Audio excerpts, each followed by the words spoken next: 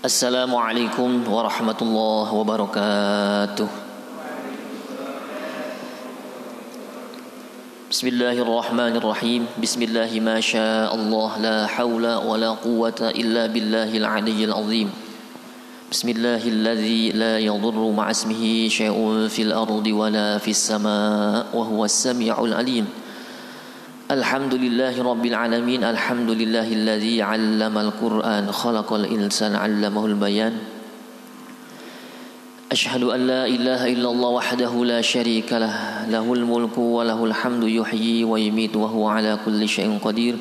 Allahumma shalli 'ala nabiyyina Muhammadin wa 'ala alihi wa sahbihi wa sallim ajmain, amma ba'du. Mari kita awali kajian hadis Riyadhus Shalihin dengan membacakan ayat-ayat Allah Subhanahu wa taala, masih di surat Al-Baqarah ayat ke-21 ya. 21. A'udzu billahi minasy syaithanir rajim.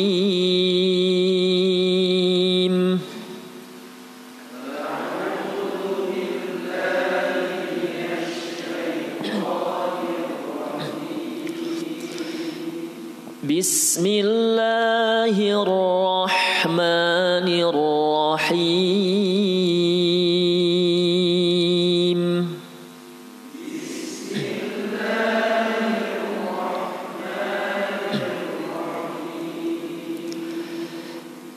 Ya ayyuhan nasu a'budu rabbakumul ladzi khalaqakum walladzina min qablikum la'allakum tattaqun.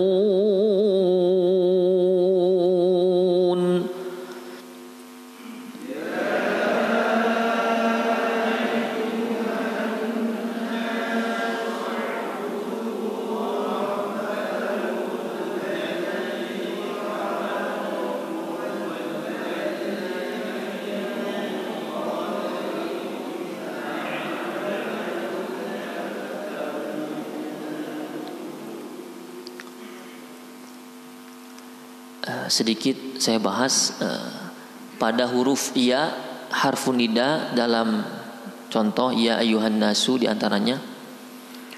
Umumnya dalam bahasa Arab harfun nida itu berpisah dengan munadanya. Ya itu berpisah dengan hamzahnya. Ya a. Sedangkan dalam tulisan dalam Quran ya, itu antara ya dengan hamzahnya dalam satu tulisan. Tapi umumnya bahasa Arab berpisah. Ya sama ayyuha berpisah. Tapi di dalam Al-Quran ini rosem, ilmu rosem ya. Injaz, nilai agung dalam tulisan. Kenapa dalam Al-Quran ya dengan ayyuhanya dalam satu tulisan, sambung, menunjukkan bahwasanya setiap panggilan harus dijawab dan segera dilaksanakan. Contoh, kita manggil anak kita, "Hai nak, kesini, tolong belikan garam." Maunya kita bagaimana? Anak kita langsung datang, langsung siap, laksanakan. Kalau tidak, kita akan marah. Demikian Allah Subhanahu wa taala ketika memanggil, "Ya ayyuhan nasu a'budu, ya ayyuhallazina amanu." Kenapa digabung? Liyadullu ala sur'ati fil ijabah, menunjukkan setiap panggilan Allah Subhanahu wa taala segera dilaksanakan. Ya, itu ijaz rasm. Allazi ja'ala lakumul arda firasyan was samaa binaa.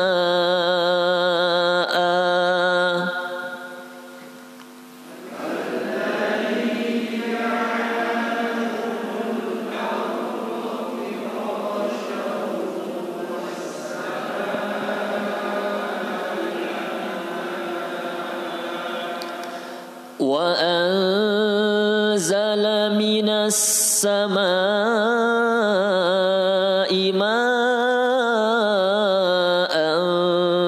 فأخرج به من الثمرات رزقا لكم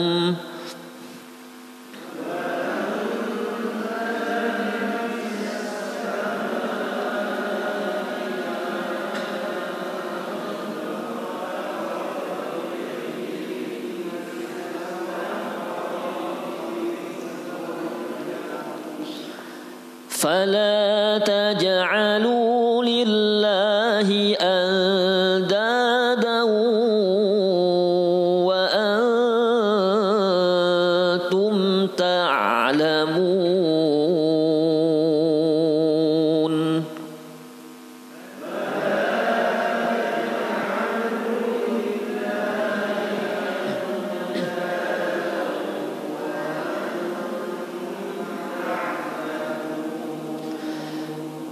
وإن كنتم في ريب مما نزلنا على عبدنا فأتوا بسورة من مثله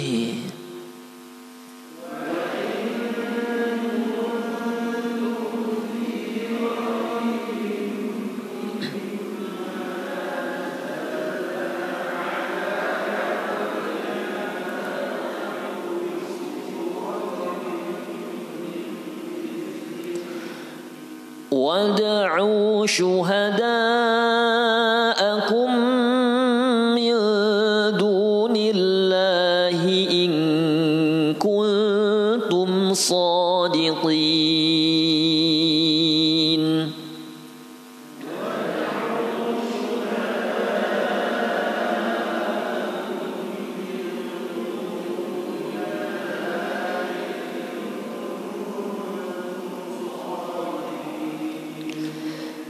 فإن لم تفعلوا ولن تفعلوا فاتقوا النار التي وقودها الناس والحجارة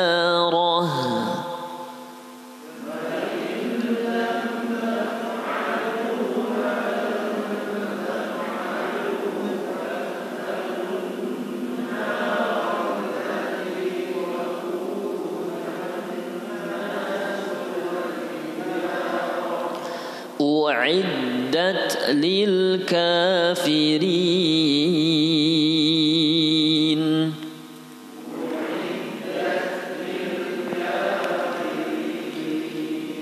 صدق الله العظيم.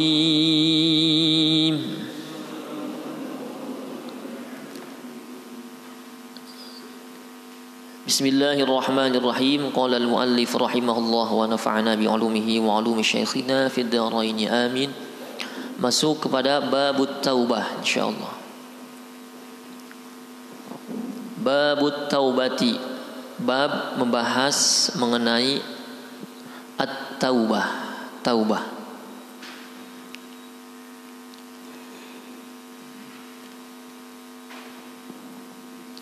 Qala al-ulama, berkata dari para ulama, at-taubatu, bahwa taubat itu wajibatun min kulli zambin, wajib dilaksanakan oleh setiap para hamba Allah Subhanahu wa taala yang mengaku iman, yang mengaku Islam, ya. Taubat dari setiap segala dosa, baik yang kecil apalagi yang besar, ya.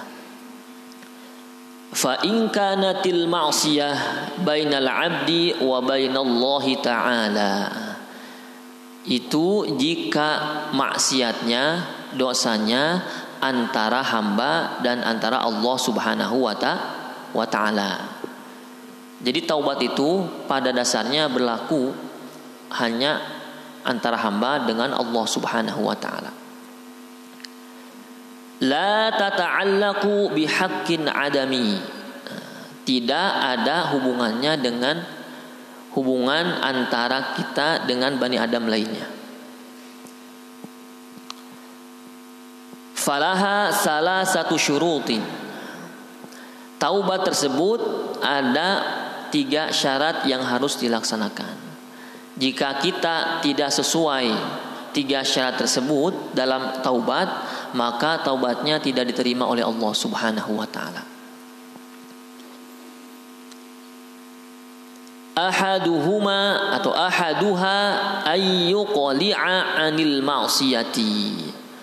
Adapun syarat yang pertama adalah bagi seorang at-taib, orang yang bertaubat di hadapan Allah Subhanahu wa taala, ayyuqli'a bimakna yakfu wa yanqati', memutuskan, menjauhi atau senantiasa berusaha menghindari anil maksiyah, dari segala maksiat.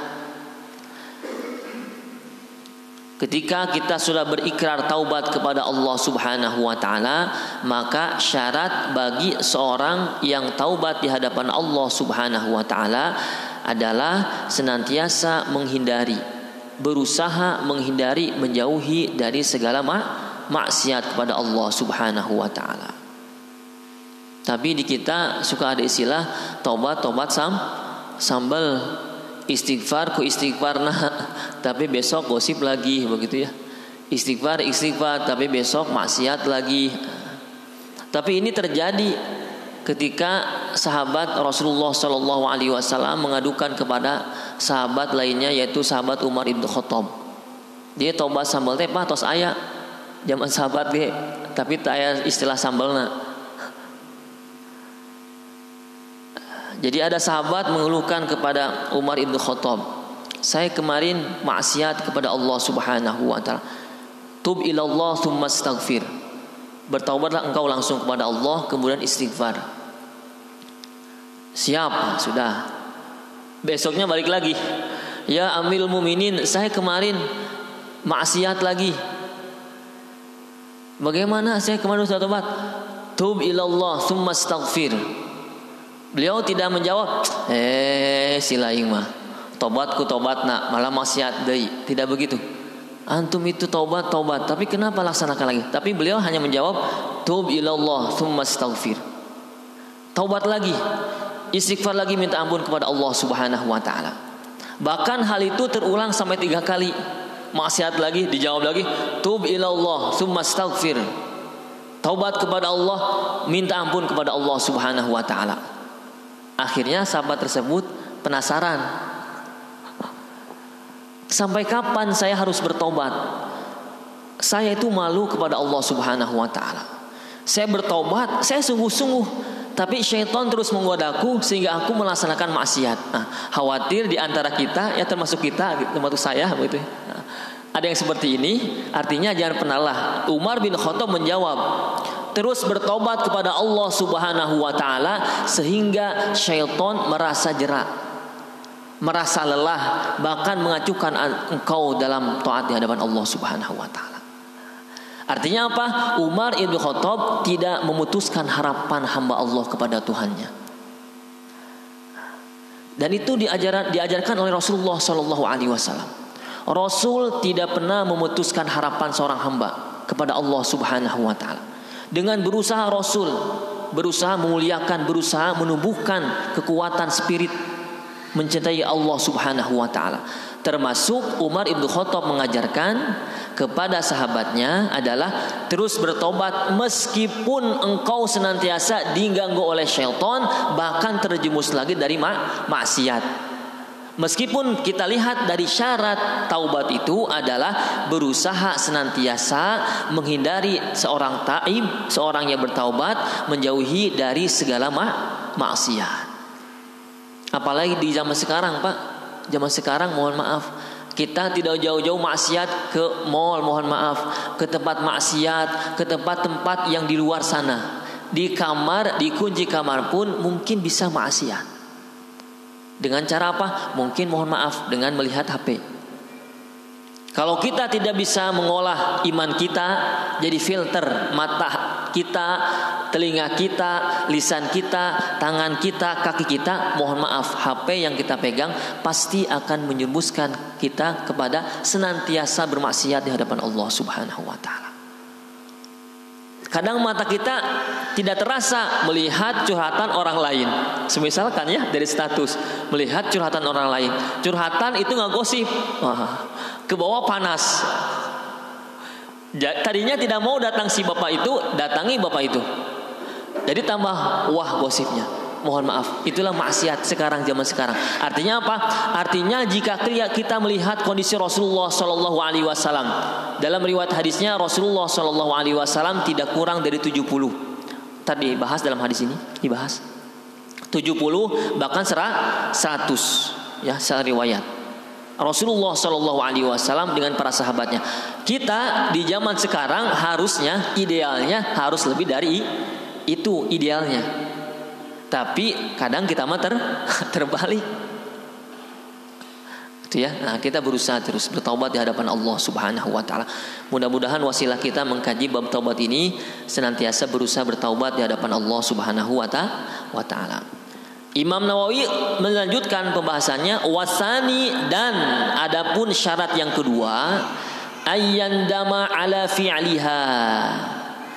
Ayyandama, dia seorang taib ada merasa menyesal, ada penyesalan di dalam hati. Ala fi'liha, karena atas perbuatan yang dia kerjakan berupa maksiat. Al-Imam Al-Ghazali dalam kitab Ihya Ulumuddinnya berkata bahwasanya taubat itu mencakup 3 unsur atau 3 dimensi, kata Imam Al-Ghazali dalam kitab Ihya-nya. Yang pertama, taubat menyakup unsur al-ilmu, ilmu pengetahuan. Kenapa ilmu? Karena seseorang akan bertaubat ke hadapan Allah Subhanahu wa taala ketika dia ilmu, ketika dia tahu terhadap madarat yang timbul karena maksiat. Dia tahu ilmu, ada ilmu, faham. Kalau kita dosa seperti ini, murkanya seperti ini, ya. Azabnya seperti ini, dia mengetahui ilmu. Dan dia mengetahui, merasakan bahwa Allah Subhanahu wa taala senantiasa hadir, senantiasa mengontrol, senantiasa melihat kepada kita dalam segala kondisi. Jika ilmu itu hadir dalam dirinya, sadar bahwasanya banyak negatif dalam maksiat dikerjakan, maka akan timbul unsur kedua adalah apa? Al-hal, kondisi kita akan merasa an-nadmu, menyesal. Kaduhung ya, bahasa Sunda mah begitu. Contoh, kita dikasih tahu kata polisi, Pak mohon maaf pakai helmnya. Pakai helmnya. Karena anak muda tersebut tidak tahu apa manfaat helm, ya kan? Taunya hanya gaya-gayaan. Dia tidak dihiraukan polisi, tetap aja gak payah, ngebut, jatuh, bocor ininya. Tapi alhamdulillah tidak sampai wafat ya, bocor saja. Dia kan hanya kaduhung kamari, menyesal saya kemarin tidak ikut kata polisi. Itu penyesalan, tahu kenapa? Karena polisi sudah menjelaskan akibatnya. Termasuk orang yang bertaubat, jika dia mengetahui fase, dia mengetahui madaratnya dari sebuah dosa, dari sebuah maksiat, maka dia akan masuk kepada unsur kedua, dimensi kedua adalah al-hal, kondisinya akan berusaha, akan timbul penyesalan yang sangat dahsyat. Kenapa menyesal? Karena dia tahu zat yang dia cintai, zat yang dia agungkan, zat yang senantiasa dia rindui akan memalingkan rahmatnya darinya. Maka dia menimbulkan rasa penyesalan. Penyesalan timbul karena dia memiliki cinta kepada Allah Subhanahu wa taala. Cinta diarahkan dengan cara mengetahui bagaimana zat Allah Subhanahu wa taala. Jika menyesal ada, maka yang ketiga adalah al-amalu, amal perbuatan dia akan arahkan dari tadinya maksiat diarahkan kepada jalan taat di hadapan Allah Subhanahu wa taala. Maka Imam Nawawi menjelaskan dalam syaratnya adalah yang kedua tadi an-nadmu, penyesalan. Mangga silakan penyesalan antum ungkapkan lewat lisan, hati. Kemudian kalau bisa cucurkan air mata. Karena air mata menetes karena sebab mengingat dosa berdosa, mengingat Allah khawatir murka kepadanya, maka tetesan air mata, setiap tetesan yang turun karena sebab mengingat dosa, rindu kepada Allah Subhanahu wa taala, insyaallah tetesan air mata tersebut akan memberatkan seorang hamba mendapat ridho Allah Subhanahu wa taala. Mengundang rahmat Allah Subhanahu wa taala. Ajak keluarga istighfar bersama. Mengkoreksi harian kita. Misalkan Mbak Isa, ayo mah ke sini sama Bapak, yuk kita sama-sama koreksi muhasabah pagi tadi bagaimana kondisi kita sampai malam tadi. Istighfar menangis, subhanallah. Itu dia dipastikan rumah itu akan banyak penuh dengan rahmat Allah Subhanahu wa taala. Tapi kenyataannya di rumah itu kadang kebanyakannya si ibu nangis mohon maaf nonton sinetron. Datang si bapak, mah nah cerik itu nangis itu. Eta Pak, kenapa si ibu itu harus mati segala? Coba kalau hidup itu pasti rame. Ini kenapa mati segala? Itu nangis ngagowak. Kasih bapak muluk-muluk nangis.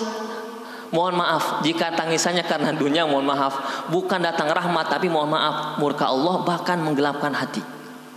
Tapi jika kita tangisi, contoh melihat video nggak apa-apa, akan tetapi kisah para rasul, kisah para nabi itu menggugah jiwa, tangisannya akan mengundang cahaya dari Allah Subhanahu wa taala. Yang kedua, an-nadmu, penyesalan. Kata ulama menjelaskan biasanya puncak penyesalan biasanya dia meneteskan air mata. Anak itu minta ampun ke bapaknya, minta maaf ke bapaknya. Kalau dia sungguh-sungguh biasanya meneteskan air mata. Gogowakan, Pak tolong. Bapak mah tidak akan ngaku lagi anak, pergi sana. Semisalkan ya, udah puncak marahnya, itu anak gogowakan nangis. Oh, Pak. Sampai narik sarung, merosot sarung nangis si bapak. Tarik. Wah, nangis. Kenapa? Dia menyesal. Bagaimana jika penyesalan ini yang sampai mengeluarkan tetes air mata itu diarahkan di hadapan Allah Subhanahu wa taala. Di setiap sujud kita, di setiap doa malam kita di hadapan Allah Subhanahu wa taala, di setiap salat fardu kita teteskan air mata kepada Allah Subhanahu wa taala. Subhanallah ya. Mudah-mudahan. Yang ketiga, setelah ada penyesalan, menurut Al-Imam An-Nawawi di antara syarat yang ketiga adalah ayya'zima alla ya'uda ilaiha abada. Yang ketiga, ada kegigihan, kesungguhan diri untuk menjauhi atau untuk tidak mengulangi perkara maksiat. Yang ketiga syaratnya. Terlepas dari kisah tadi, itulah kisah tadi itu menunjukkan bahwasanya Umar ibn Khattab menumbuhkan kepada seorang hamba tadi jangan pernah putus dari rahmat Allah Subhanahu wa taala. Tapi secara sistem syarat taubat yang ketiga adalah ada keinginan yang kuat dan tidak mengulangi perkara yang berbau maksiat yang pernah dilaksanakan sebelumnya. Syarat tadi Pak, jika tiga syarat tadi dilaksanakan, fa in fuqida ahadus salasati lam tasihha taubatuh. Kata Imam Nawawi jelaskan, jika ada salah satu saja yang hilang dari syarat tersebut, maka tidak sahlah taubat seorang hamba. Maka taubat sambal hakikatnya mah kalau menurut versi syarat itu tidak sah. Tapi kalau kita melihat kepada kisah sahabat dan Rasulullah SAW, kita taubat dengan kadar keimanan masing-masing, insya Allah ada dalam pengampunan Allah Subhanahu Wa Taala. Kecuali kita memang sudah ada ilmu yang kuat tentang iman dan Islam, maka syarat ini berlaku.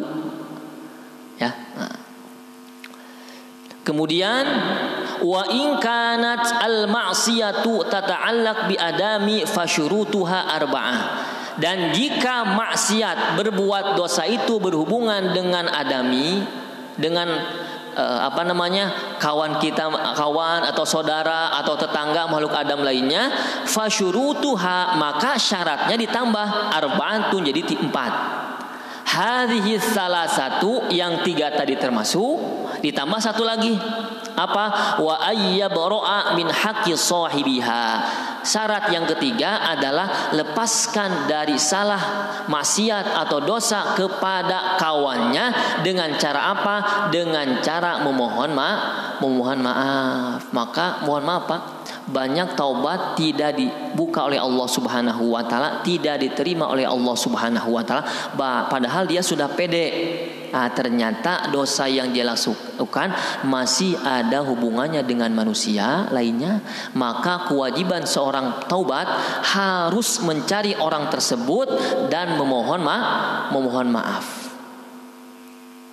Wajib kita memohon maaf Pak. Wajib kita meminta maaf. Tidak wajib kita berharap orang itu langsung memaafkan.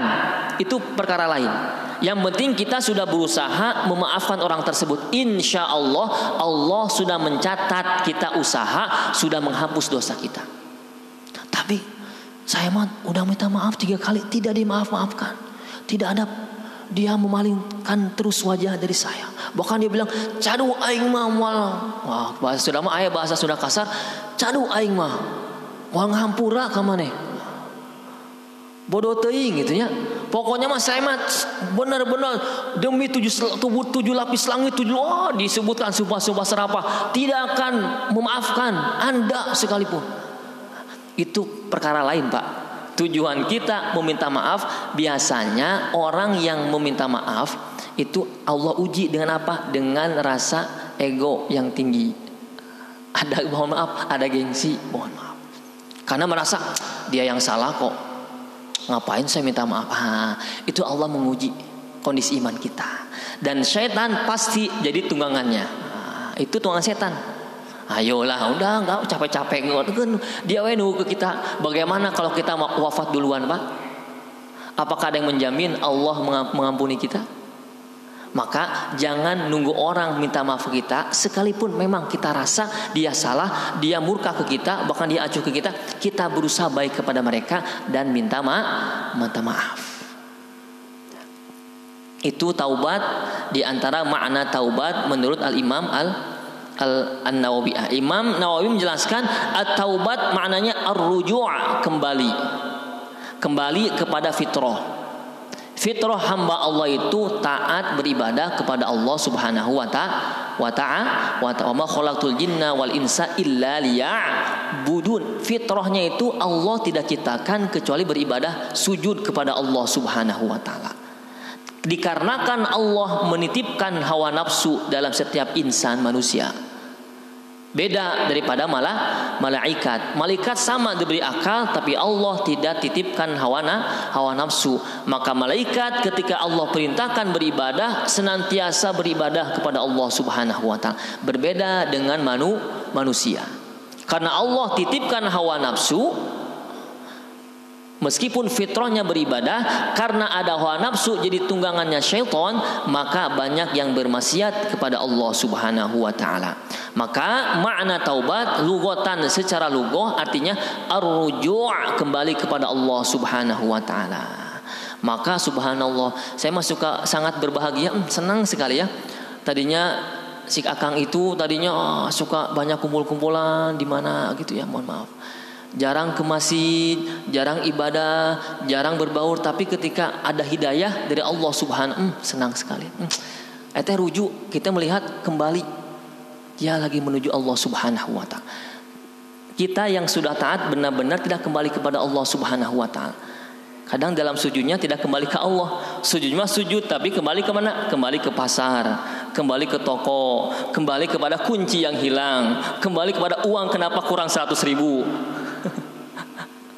Padahal di antara taubat terbaik, di antaranya tempatnya ada dalam sujud. Taubat, doa dekat dengan Allah tempatnya dalam sujud.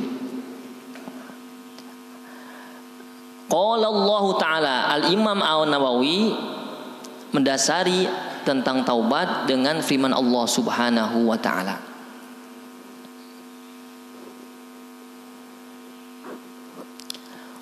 A'udzu billahi minasyaitonir rajim. Wa tubu ila Allahi jami'an ayyuhal mu'minun.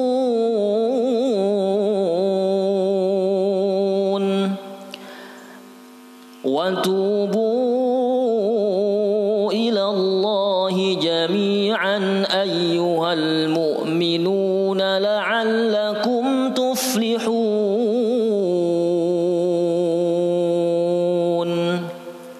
Surat An-Nur ayat 31, watubu, dan bertaubatlah kalian semua ilallahi jami'a. Kalian semua bertaubatlah kepada Allah Subhanahu wa ta'ala. Ayyuhal mu'minun, wahai orang-orang beriman. Memang berarti syarat taubat itu berlaku untuk orang beriman. Orang tidak beriman tidak ada taubat. Misalkan mohon maaf, ada yang beda agama ya. Dia maksiat, tobat tidak ya, kecuali mungkin kalau versinya tobat kepada Tuhannya yang dia sembah itu berlaku. Tapi kalau diajak tobat kepada ajaran tobat Islam itu tidak berlaku.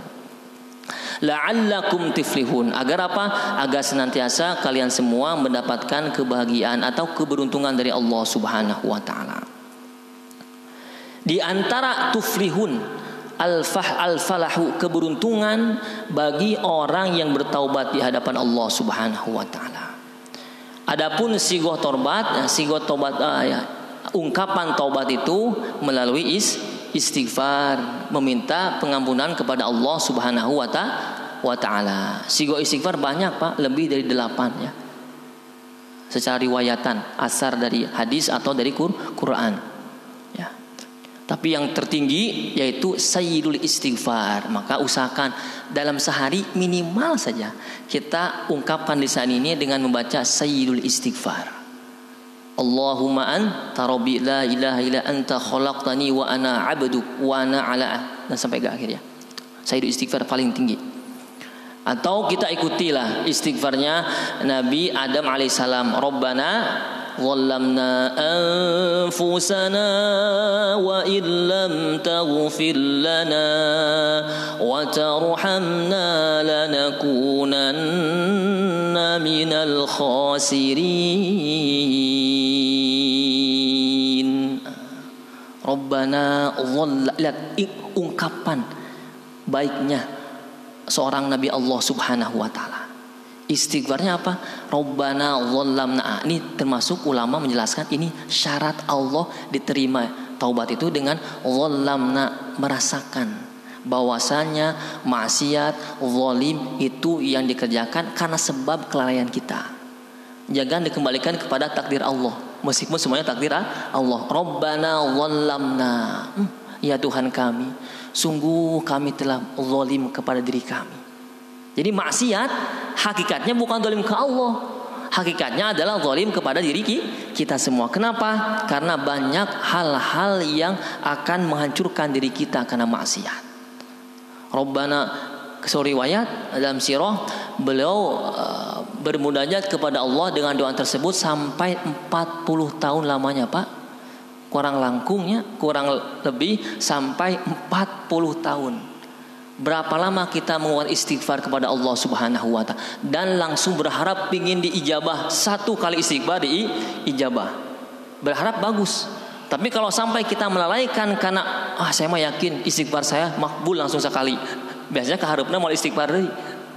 Kalau lihat kita kisah Nabi Adam sampai 40 tahun kurang lebih beliau beristighfar kepada Allah dengan sigah Rabbana dhallamna anfusana wa illam taghfir lana wa tarhamna lanakunanna minal khasirin. Ya Allah, kunanna minal khasirin. Kalau Allah tidak menerima taubatku, kami minal khasirin, tentu kami termasuk golongan yang merugi. Rugi di dunia, rugi di akhirat. Itu sigoh yang dalam Quran diantaranya. Coba kita lihat Nabi Yunus, bagaimana ketika Allah takdirkan terumbang-ambing di dalam perut siapa? Ikan kan? Gimana sigo istighfarnya? Minta ampunan kepada Allah Subhanahu wa taala. Apa? La ilaha illa anta subhanaka inni kuntu minadh dhalimin. La ilaha illa anta subhanaka, sama, inni kuntu minadh dhalimin. Sungguh aku termasuk orang-orang yang zalim. Maka ungkapkan taubat ini, yang kita ungkapkan adalah pertama kita merasa menzalimi kepada diri kita, bahkan kepada Allah Subhanahu wa taala. Enggak. Kadang cukup saya mah astaghfirullah saja. Baik kan asarnya ada astaghfirullah, atau ditambah astaghfirullahalazim, ditambah lagi riwayat lain astaghfirullahalazim alladzi la ilaha illa huwal hayyul qayyum. Istighfar. Ya, enggak. Yang penting lisan mengucapkan, hati merasakan, anggota badan ikut bertasbih istighfar kepada Allah Subhanahu wa taala. Bukti anggota badan ikut beristighfar kepada Allah Subhanahu wa taala tadi ikut syarat ketiga, yaitu anggota badan senantiasa taat kepada Allah Subhanahu wa taala. Itu tanda bahwasanya anggota badan kita ikut istighfarnya lisan hati kita semua. Jadi la'allakum tuflihun. Di antara beruntungnya orang bertaubat, pertama innallaha yaghfirudz dzunuba. Sesungguhnya Allah Subhanahu wa taala pasti menghapus segala dosanya, insyaallah. Khususnya adalah kecuali dosa syirik kepada Allah Subhanahu wa taala. Baik yang kecil dan besar kita yakini. Karena dalam hadis Rasulullah sallallahu alaihi, innallaha yuqbalut taubatal 'abd malam yughayyir. Sesungguhnya Allah Subhanahu wa taala pasti menerima taubat seorang hamba malam yughayyir, selama ruhnya belum sampai kepada kerongkongan. Jadi Pak, insyaallah dalam kondisi apapun, kondisi apapun kita, insyaallah jika kita istighfar benar-benar dalam hati mengungkapkan rasa mohon maaf kepada Allah Subhanahu wa taala, Allah terima. Inilah kemuliaannya Islam, mulianya Islam untuk umat Islam. Allah tidak pernah memberatkan seorang hamba untuk senantiasa bertaubat. Hanya seucap astaghfirullah. Mohon maaf, di agama Islam ada yang bayar denda. Betul ya? Ada yang bayar apa? Untuk menembus dosa. Di Islam tidak mesti, Pak. Hanya ungkapan lisan istighfar, Bapak menjerit ke Allah Subhanahu, waktu itu langsung ya Allah, langsung sujud di hadapan Allah Subhanahu, langsung bersih, Pak. Tidak mesti ngumpulin uang dulu, Pak. Tidak mesti. Allah sudah sangat permudah. Hanya kita saja senantiasa memberatkan hati kita. Hanya kita saja yang memberatkan lisan kita. Hanya kita memberatkan kaki kita, mata kita, tangan kita untuk beristighfar kepada Allah Subhanahu. Allah yuridullah bikumul yusra wa la yuridu bikumul usra. Allah senantiasa menghendaki kemudahan untuk hambanya. Maka mari kita banyak istighfar kepada Allah Subhanahu wa taala. Astaghfirullah rabbal baraya, astaghfirullah minal khotoya,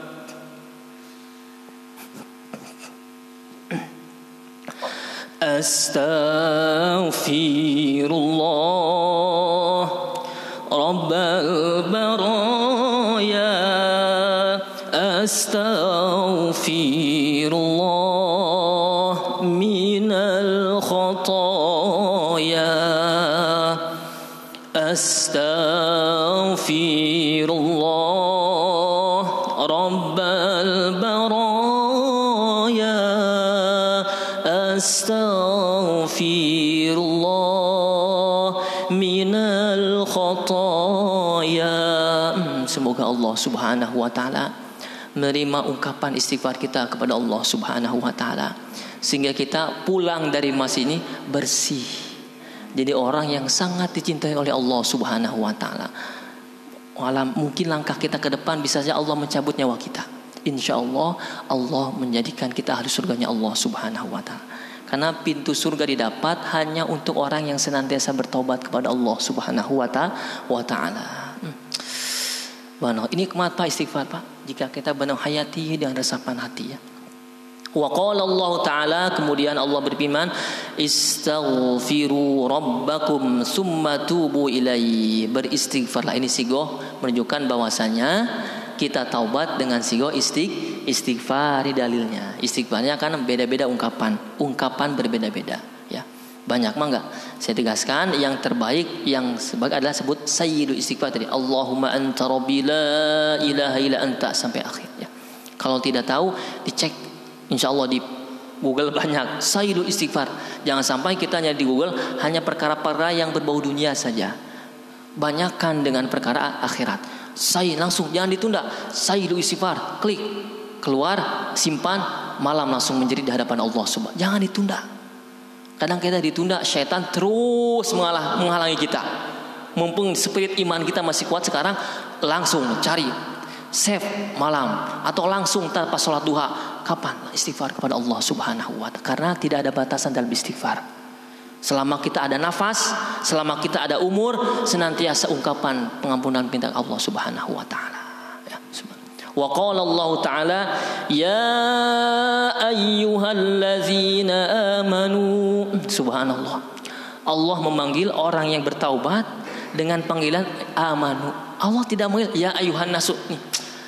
Apa nak kurang mulia apa Allah Subhanahu wa ta'ala memberikan kemuliaan kepada seorang hamba. Allah memanggil kepada pendosa. Lihat, ini Allah dalam ayat ini memanggil kepada para pendosa yang senantiasa maksiat, yang senantiasa memalingkan wajahnya kepada Allah Subhanahu wa ta'ala, melalaikan petita Allah Subhanahu wa ta'ala. Tapi Allah mengungkapkan dengan penuh cintanya dengan panggilan ya ayyuhallazina amanu. Wahai orang-orang yang beriman. Kita palingkan iman ini kepada Allah SWT. Kemana kita? Allah dengan panggilan yang sangat santun. Padahal Allah berhak ya ayuhan nasu, wahai manusia. Berhak saja. Kenapa? Karena hakikatnya yang pendosa itu mereka yang tidak mau dapat ridho Allah. Hakikatnya dia lemah dalam imannya. Maka Allah berhak saja manggil an-nasu. Tapi tidak, Allah memilih kata yang terbaik untuk kita, agar senantiasa kita istiqomah dalam iman kepada Allah Subhanahu wa ta'ala. Kurang apa Allah Subhanahu wa ta'ala? Tinggal kitanya buka mata hati kita. Ya ayyuhallazina amanu tubu ilallahi taubatan nasuha. Bertaubatlah kalian semua dengan sesungguhnya taubat kepada Allah Subhanahu wa ta'ala. Al-Imam Qurtubi dalam kitabnya Al-Jami'ul Ahkam Al-Quran Al-Karim, tafsir Jami'ul Ahkam, ulama mendefinisikan nasuha sampai kepada 23 pendapat. Saya tegaskan ya, ikhtilaf ulama, berbeda pendapat ulama dalam menerjemahkan nasuha. Naon maksud dari taubatan nasuha teh sampai 20 tilu Pak. 20 tilu bayangkan. Tidak mungkin saya bahas 23 kan? Sudah mau habis waktu kita ambil salah satu saja. Kata beliau, nasuha diambil dari kata an-nasohah. Saya ulang, nasuha diambil dari kata an-nasohatu, hiya namanya al-khiyata. Al-khiyata artinya apa? Menjahit atau jahitan. Ya, saya ulang, nasuha itu diambil kata apa? An-nasohah, al-khiyata, jahitan. Ada ulama gitu. Kenapa? Kok dari kata nasihat, dari kata al-khiyatoh, nasihat, an-nasohah? Kata beliau, karena guna taubat itu 2 perkara. Pertama, kata beliau, seperti jahit. Menjahit itu untuk apa? Memperbaiki kan? Maka makna nasuha diambil dari kata an-nasohah, ahkamat, yakni memperbaiki dari perkara-perkara yang kotor. Orang yang bermaksiat maka hatinya gelap, titik hitam, maka hitam semua. Diperbaiki oleh apa? Biar bersih kembali dengan taubat. Seperti kita menjahit pakaian. Tujuannya apa? memperbaiki pakaian yang bolong, yang rusak. Maka taubat solusinya, Pak. Jika hati kita banyak iri kepada orang, hati kita banyak dengki kepada orang, hati kita dikit-dikit murka kepada orang, taubat kuncinya, Pak. Istighfar ke Allah, banyak istighfar kepada Allah, istighfar. Keduanya, guna dari jahit itu adalah apa? Ausaqat, artinya menguatkan. Sudah dibaiki, kemudian dikuatkan, dikokohkan dengan jahitan tersebut, diikat ujungnya biar kuat. Maka di antara faidah taubat sesuai definisi ulama, salah satu ulama dari 23 definisi adalah menguatkan keimanan seseorang. Jangan sampai kita menyimpulkan, saya mana tidak ada dosa. Astagfirullah, tidak mungkin seorang hamba tidak ada dosa. Karena ada 5 summiyatil insan binisyanihi. Dikatakan manusia karena binisyani, karena lupanya, karena lalainya kepada Allah Subhanahu wa taala. Maka insan namanya. Di summiyatil qal yuqallib. Kenapa dikatakan hati? Karena qalib, berubah-ubah. Kadang baik, kadang buruk, kadang lurus, kadang belok. Maka istighfar tujuannya menguatkan. Jangan sampai kita ada asumsi bahwasanya istighfar hanya untuk para pendosa yang bobolokot ku dosa. Tidak. Kalau kita merasa insya Allah saya mah berusaha bersih terus, tapi tetap kita ada kewajiban untuk menguatkan apa? Keimanan kita kepada Allah Subhanahu wa taala. Dengan apa? Dengan istighfar, ya. Maka ketika dia ada istighfar, di antara faidah orang bertaubat adalah fi aunillahi bi rahmatihi wa ridwani.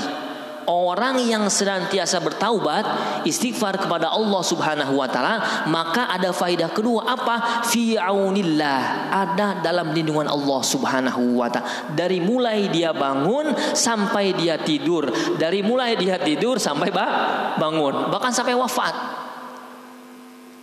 Fi'aun, dalam lindungan Allah Subhanahu wa taala. Dengan apa? Bi rahmatihi wa ridwani, bukan dengan penjagaan, keamanan secara duniawi, tapi keamanan rahmat Allah Subhanahu wa taala dan ridho Allah Subhanahu wa taala. Saya pastikan dalam hidupnya tidak ada rasa risau. Saya pastikan. Kenapa? Dia dilindungi oleh rahmat Allah Subhanahu wa taala dan ridhonya. Orang iman khusus, saya khususkan orang iman. Orang iman itu risau biasanya di antara tandanya Allah sudah mulai sedikit demi sedikit mencabut rahmatnya dalam hati. Mohon maaf.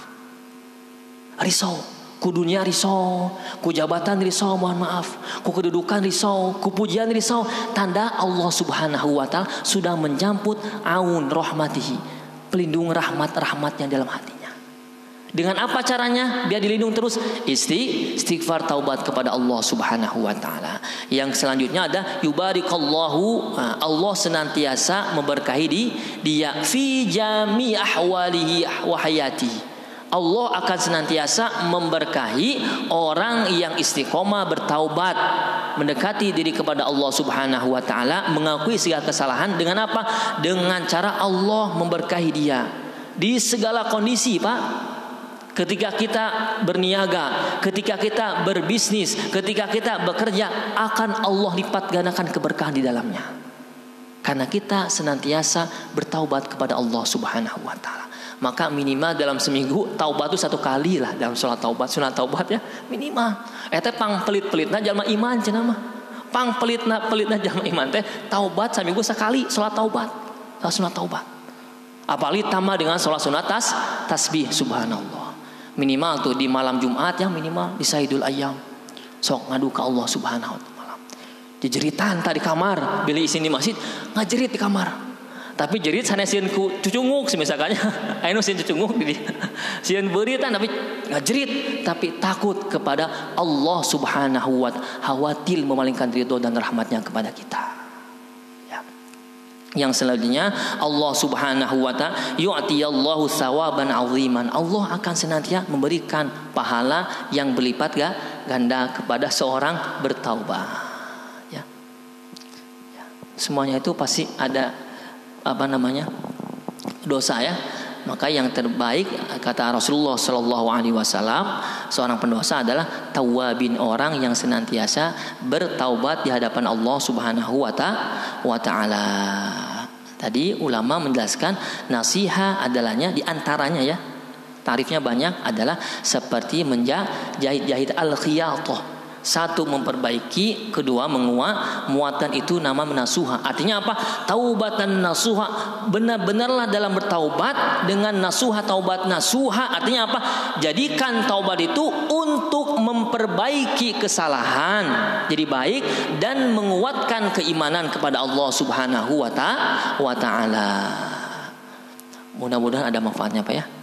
Mudah-mudahan. Mohon maaf dari banyak kesalahan saya pribadi ya. Muamalah saya belum berapa lama dengan bapak-bapak, tapi kemungkinan dosanya lebih banyak daripada bapak ya.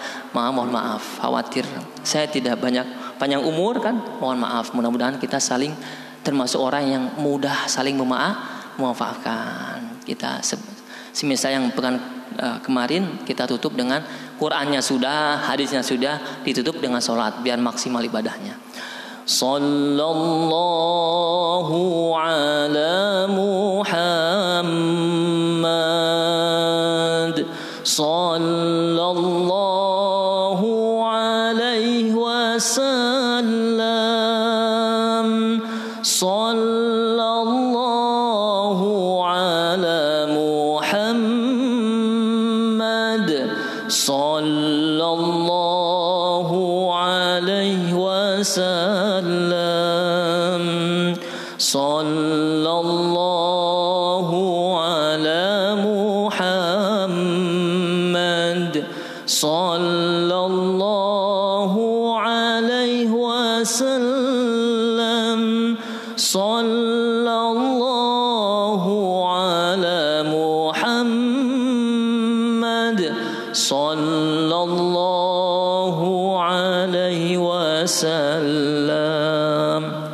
Mudah-mudahan salat yang kita baca menjadikan kita diaku umat Rasulullah Sallallahu Alaihi Wasallam, dan Allah kasih kemuliaan kita bisa bertemu dengan Rasulullah Sallallahu Alaihi Wasallam meskipun hanya di dalam mimpi. Amin ya rabbal alamin. Tutup.